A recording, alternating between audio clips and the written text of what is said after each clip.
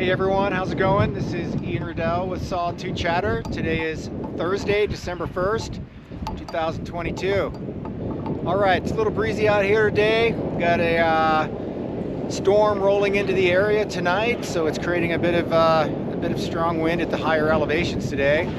Current conditions, we do have 6 out of 8 lifts open. Summit is on a wind hold or is closed today because of wind. But the rest of the mountain is open with the exception of Honeycomb Canyon. This previous week, we were able to get the Honeycomb Canyon open from Summit, the east and west face. We were able to open the east face out to the pinnacle through the labors of some hard work of the avalanche department. Skiing really well.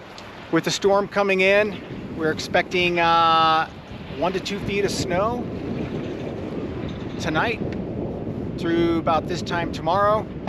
And then looks like we might be impacted by a second storm arriving on Sunday, Saturday night or Sunday, and that it also might deliver another 1 to 2 feet of snow.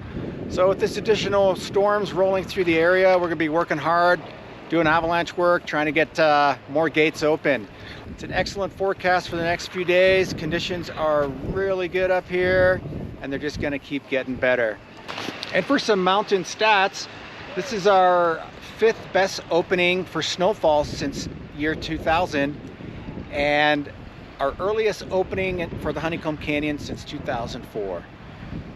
I hope to see you all out on the slopes. Enjoy the powder and the great skiing conditions.